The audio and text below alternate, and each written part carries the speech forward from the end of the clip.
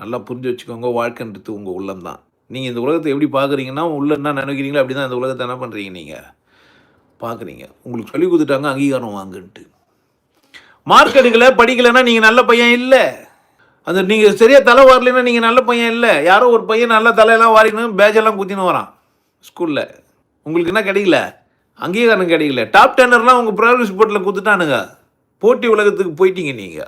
எப்போ பார்த்தாலும் என்ன பண்ணுகிறீங்க? யாரை பார்த்துட்டு, அவனையும் இவனையும் பார்த்துட்டு, அவனை விட பரவாயில்ல அவனால ரொம்ப தூரம் ஓட்டான்னா, போட்டி பக்கத்தில் இருக்கிறவனா கூட மட்டும் தான் போட்டுனுக்கிறீங்க. மற்றவங்கள கூடலாம் போட்டு உங்கள் இயலாமை யாருக்கு தெரியும்? நமக்கு தெரியாதுங்க. நம்ம இயலாமை நமக்கு தெரியாது. சும்மா அதெல்லாம் நிறைய நம்ம இயலாமை கண்டுபிடிச்சா நம்ம பெரிய பலவான். நம்ம யாருக்கு தன்னுடைய இயலாமை தெரியுதோ அவன் தான் சக்தி உள்ளவன். அவன் ஒத்துக்கிறதுனால தான் என்ன பண்ணுறான், அவன் கருவிகளை கண்டுபிடிச்சிக்கிறான். என் விரல்கள் போதாது, அப்போ தான் என்ன பண்ணுறான், தொல்றுன்ற ஒன்று, கரண்டின்னு ஒன்று, குழம்பு கலக்கிறதுக்கு கைகளை விட்டு கலக்க முடியாது. புளியை கரைக்கிறதுக்கு ஒன்று கையை வச்சுக்கலாம்.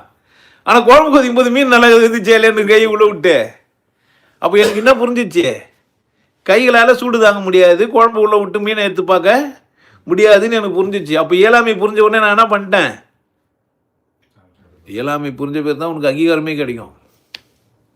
இயலாமை புரிஞ்சிச்சுன்னா அங்கீகாரம் இல்லாமல் போகாது. இயலாமை புரிஞ்சிச்சுன்னா தான் உனக்கு அங்கீகாரமே கிடைக்கும். இல்லை இயலாமை புரியலாம் உனக்கு அங்கீகாரம் கிடைக்காது. இந்த சமூகம் யாரும் மதிக்கிறது அப்படின்னு கேட்டிங்கன்னா, இயலாமை புரிஞ்சவனே ஒத்துக்கிறவனை தான் மதிக்குது.